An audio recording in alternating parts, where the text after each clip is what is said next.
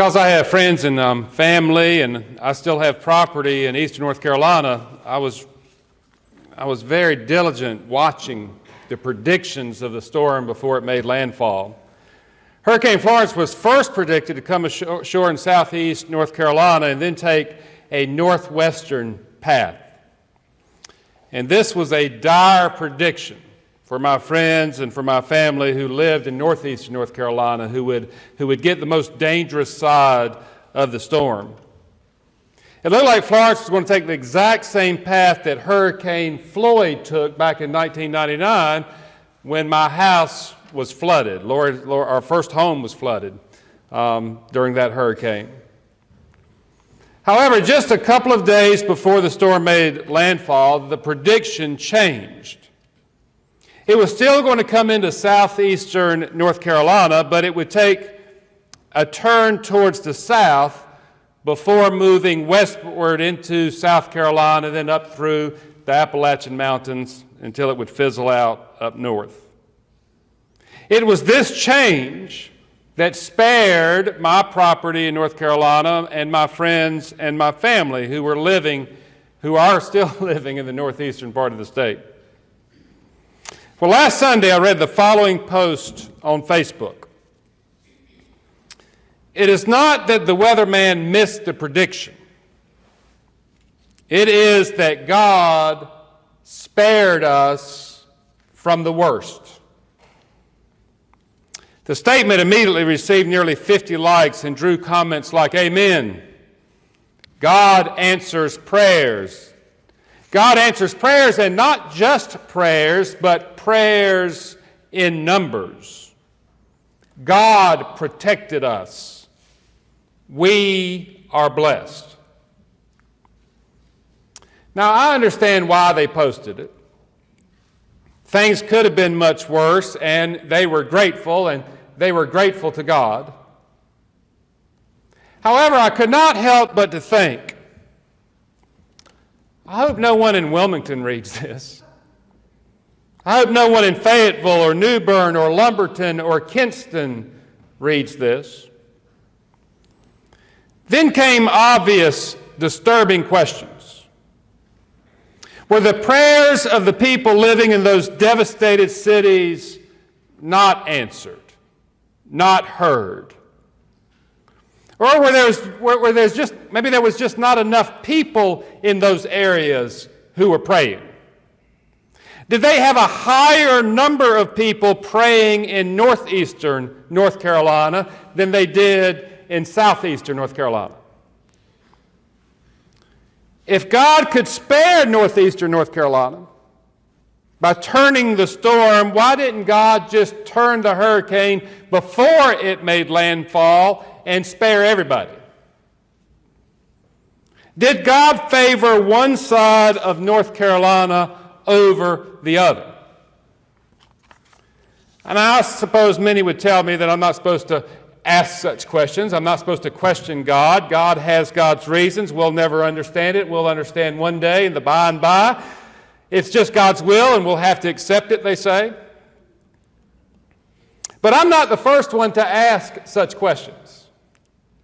In Luke chapter 13, we read people asking Jesus if the Galileans who were massacred by Pilate's sword were killed because of some sort of sin in their life. Or if the Jews who were killed when the Tower of Siloam fell, perhaps during a storm, did they die because of something they did or did not do?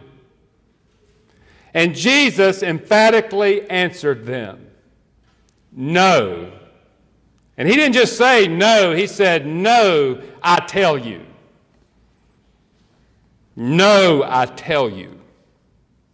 Throughout time, it's been very popular to believe that it is always God's will if someone like Pilate comes to power, no matter how horrible that person is. It's always God's will if an earthquake happens or if a tornado occurs. And it is God who is steering hurricanes, sparing some while destroying others. This very popular, but what I would call very twisted theology becomes even more disturbing, I believe, when one considers the children. On Monday of this past week in Union County, North Carolina, where Lori and I both attended college, the body of 1-year-old Caden Lee Welch was found. According to the Sheriff's Department, she was swept away in rushing water from a creek that had overflowed. Last Sunday in Dallas, North Carolina, just a few miles from where Lori was born and raised, 3-month-old Cade Gill died after a tree fell into their family's mobile home and struck the boy and his mother as they sat on the sofa together. The very first death I remember being reported from Hurricane Florence occurred soon after the hurricane made landfall on that Friday in Wilmington. A 7-month-old baby was killed also by a tree that fell into a home. What kind of God steers hurricanes on a path that kills little children? It's certainly not the God that is revealed in the words and the works of Jesus, the God who welcomed the children, the one who said that it's better to tie a millstone around one's neck and be cast into the sea than to cause any child harm. So why do many still insist that God is the reason that some are spared from the hurricane and others, even little children, are not? That God is the reason for that. Why do we still insist that? I believe this morning's scripture lesson possibly holds the answer. Mark 9, verse 30, they went from there and passed through Galilee, and he did not want anyone to know it. Perhaps he didn't want anyone to know the truth. Perhaps he was afraid that, like so many Christians today, they could not handle the truth. The truth is that the Son of Man is to be betrayed in human hands, and they will kill him. Verse 32, but they did not understand what he was saying, and they were afraid to ask him. Perhaps one reason some of us insist that God is sending and steering hurricanes is that we still have a difficult time accepting that our God suffers. We do not understand the suffering of God, and we're afraid to ask him. We are afraid because if God is a God who suffers, then those of us who are created in the image of God may also be created to suffer. I do believe that God's hand can be seen in the desolation of the hurricane. Not causing or controlling the storm, however, but in those who suffer while responding to the storm. The firefighters, the police, the paramedics, soldiers, doctors, nurses, pastors, counselors, utility workers, many of them from our area. Those who have left the comfort and safety of their homes to give of themselves to serve their neighbors in need. The hand of God can be seen in the suffering servants. The suffering servants of God who are doing all that they can do to bring healing, peace, and restoration. Look at verse 33 and 34. Then they came to Capernaum, and when he was in the house, they asked him, What were you arguing about along the way? But they were silent, for on the way they had argued with one another who was the greatest. And there it is. There it is right there. Perhaps this is the true reason that we are quick to say that God sends and controls hurricanes. sparing some while destroying others. People still like to make the argument that they're the greatest. I'm great, for God hears my prayers. I'm great, for I live in a section of the state where we've got more people praying than other sections of the state. I'm great, for God spared my house. I'm great, for my home did not flood. I'm great, for no one in my family was killed. I'm great, for I'm not suffering. Verse 35.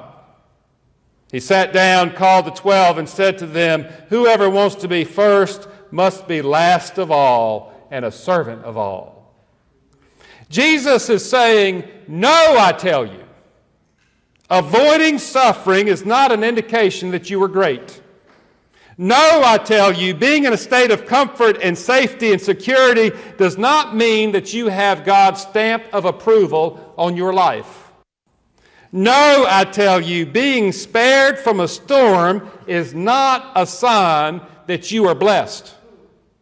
No, I tell you, if you want to be great, if you want God's stamp of approval, if you want to be blessed by God, you must be willing to sacrifice. Put yourself last. Place the needs of others ahead of your own needs. Be a servant. Suffer with those who are grieving. Agonize with those who feel forsaken, betrayed, and powerless. Verses 36 and 37.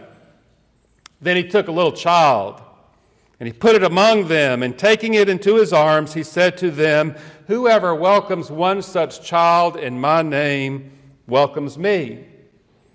And whoever welcomes me welcomes not me, but the one who sent me." In other words, Jesus said, do you want to be great? Do you want to be on the side of God? Then don't take the side of the powerful, the privileged, and the protected, the safe and the secure.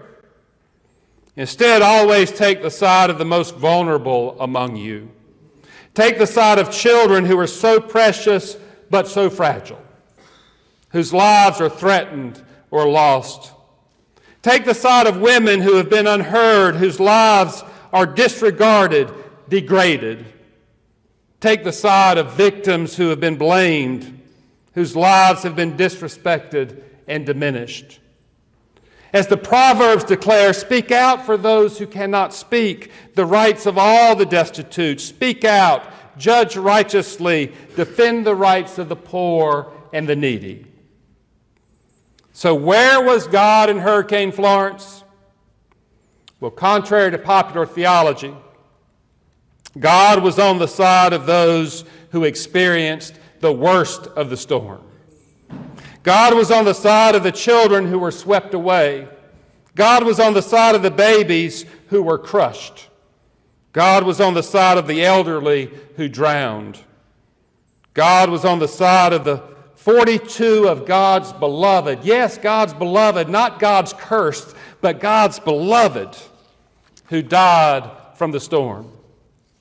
Where was God in the storm? God was on the side of Wendy Newton and Nicolette Green, who drowned in the back of a sheriff's van as they were being transported to a mental health facility. God was on the side feeling their fear, knowing their terror, experiencing their confusion, tasting their deaths. What was God doing during Hurricane Florence? God was suffering. God's self was being broken. God's self was pouring out. God was grieving with those who lost their loved ones, hurting with those who lost property, agonizing with those whose homes were destroyed, distressing with those whose livelihoods were lost. And the good news is, because God was present, so was life. Life hopeful, abundant, and eternal. God was there to begin the holy work of transforming the anguish into peace, the despair into hope, and the deaths into life. And God is with all of us who choose to follow the Lord in this holy work. God is with us when we become suffering servants, putting the needs of others ahead of our own, giving sacrificially to hurricane relief through our church, planning or supporting mission trips to the devastated areas to help them rebuild. And God is with us at this very moment. Because as we gather around this table in communion with Christ, we are joined with the trials and the sufferings of all people. This morning we pray that through Christ, we too would be with those who endured the wind, the rain, and the flooding. As we come to this table, may the Spirit of Christ be known to all of us and be known to all who are suffering from this storm, just as he makes himself known through the breaking of the bread and the sharing of the cup. At this table and around the world, in every nation, among every people. These are the gifts of God's people. After we sing our hymn of communion this morning, let us receive them with joy, gratitude, and hope.